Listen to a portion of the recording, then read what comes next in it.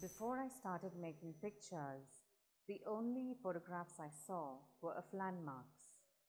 These were images of birthdays, graduations, weddings, and holidays. Somehow, there seemed to be one thing common to all these occasions. They all marked landmarks of a respectable life.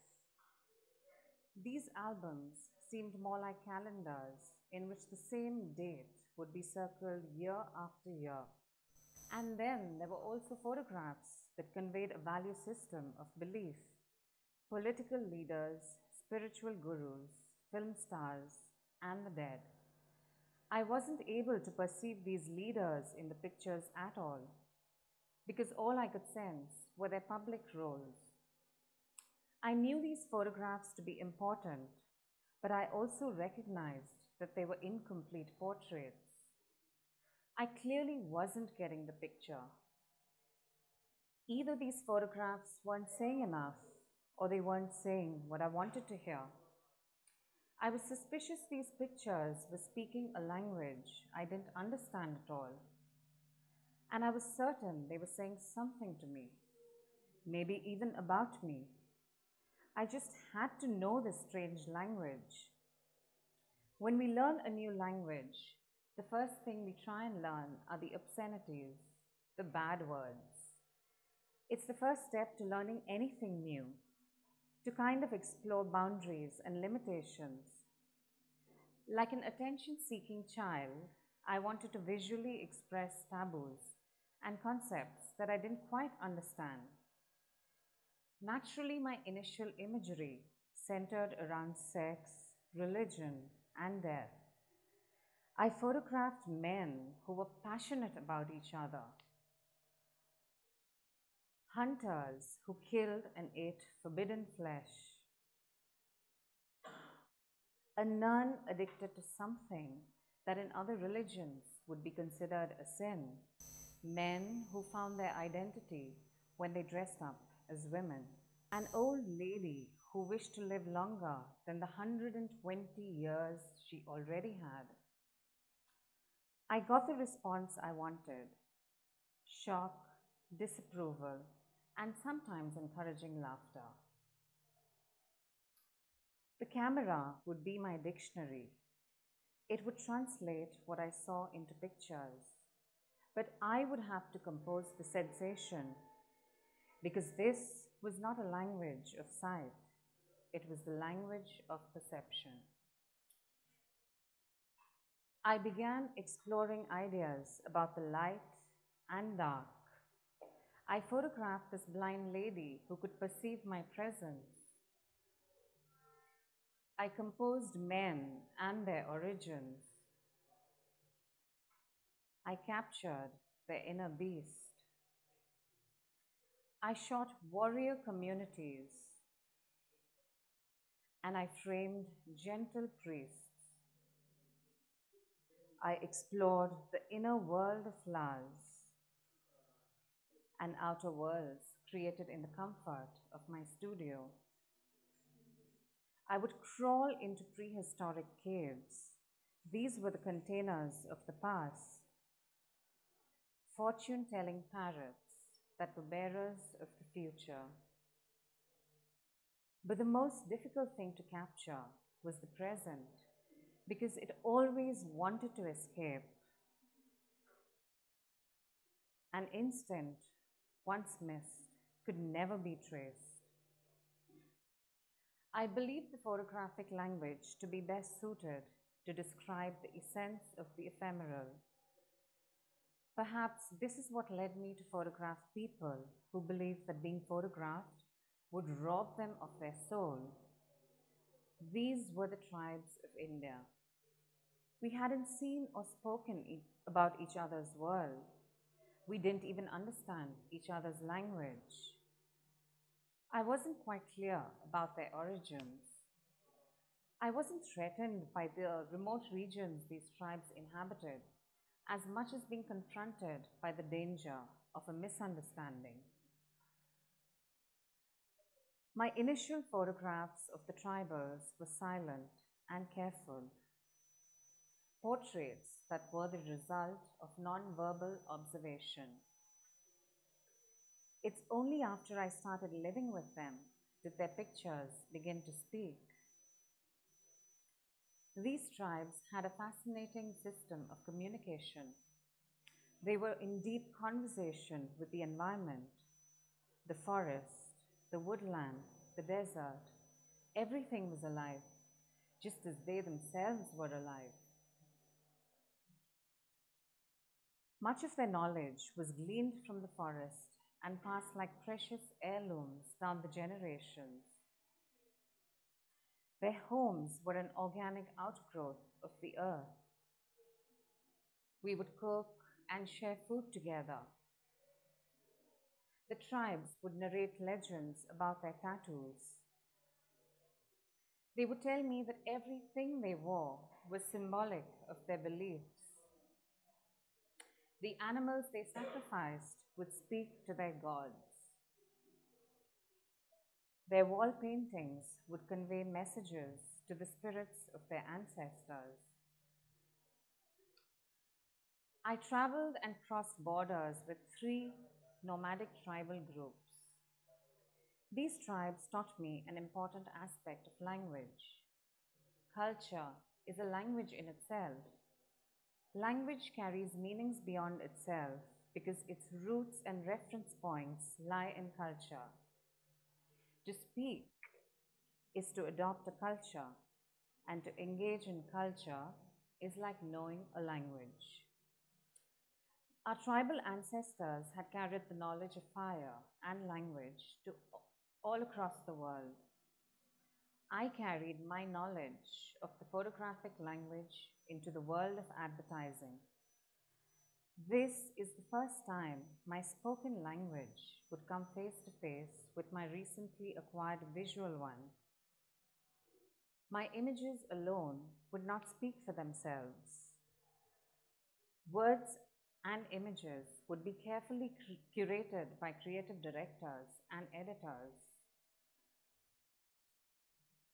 Other elements like typography, layout design, and text would cooperate with my images to construct a symbol.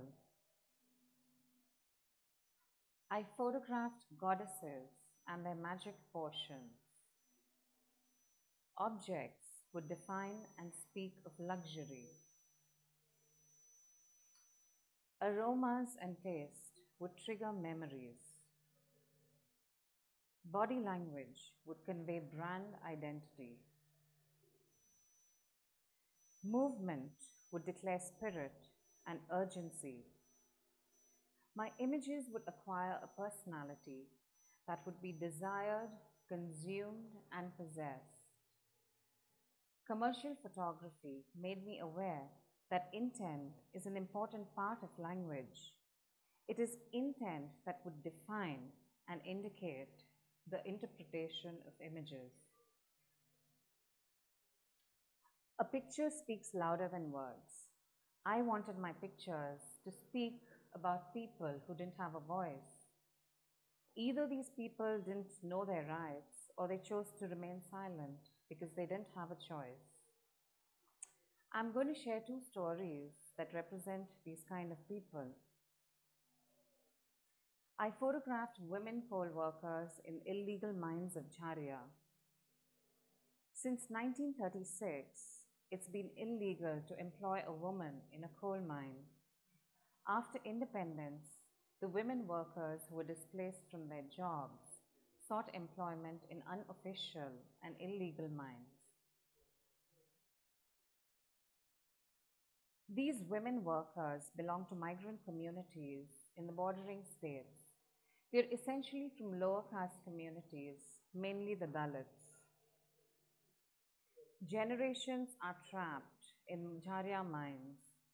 There are no employment opportunities for women without an education or financial resources. Labor laws and labor unions do not exist in these mines. Entire families are contracted to work on a piecemeal basis.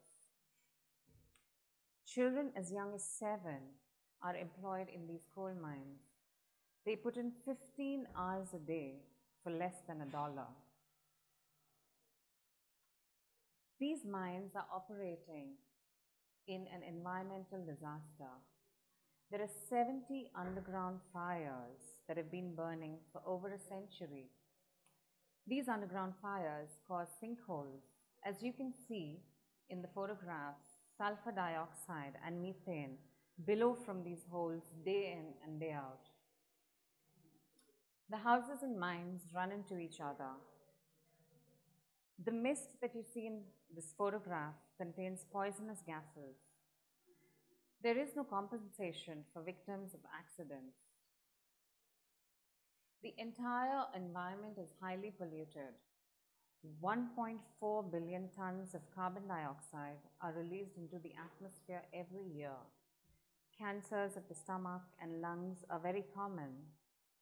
Respiratory diseases cause many women to die in these mines.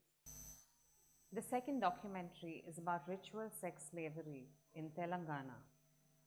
In some of these villages, prepubescent girls as young as 5 are dedicated to the village temple. In a ceremony, they are married to the village temple deity. After they are married, they can never marry a man ever again. These women are called yoginis. In this photograph, a yogini reenacts an initiation ceremony by holding neem leaves in her mouth. In the earlier days, the ceremony involved the dedicated girl being paraded naked all over the village. But during these times, the ceremony is conducted secretly indoors. Yoginis are sacrificed for a variety of reasons. It could be to avoid ill fortune to her family or for the prosperity of the village. In this photograph, this yogini was dedicated at the age of 10 during a drought. She is expected to pray at this village shrine every day for rain for the past 30 years. Once yoginis reach puberty, they are taken as personal sexual slaves of either the village priest or the village headman. In many instances, their virginity is sold off to rich men in the area. And once he tires of her, she becomes the free sexual property of the entire village, regardless of caste, class, or economic status. Yoginis have to work to make a living in the fields. They earn a very, very low income. They do not get paid to have sex with the entire village. At times, they get paid in kind, a bag of rice, or sometimes a sari. All the yoginis belong to the untouchable community. Somehow, this doesn't seem to matter when men are physically intimate with them. If a yogini had a son, he wouldn't acknowledge her or support her.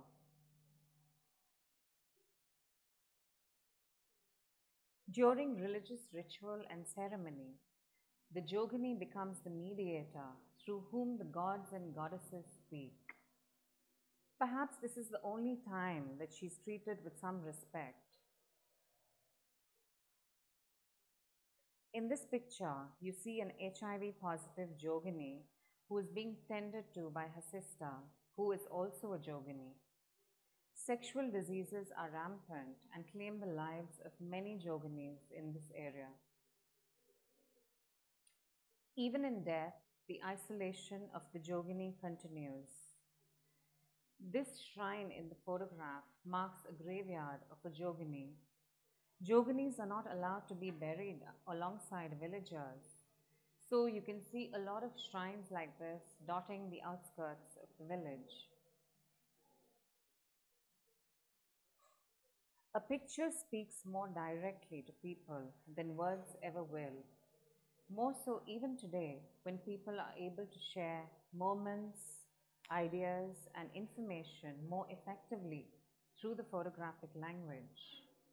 I want my vision of the world and yours to be recognized by this fascinating language.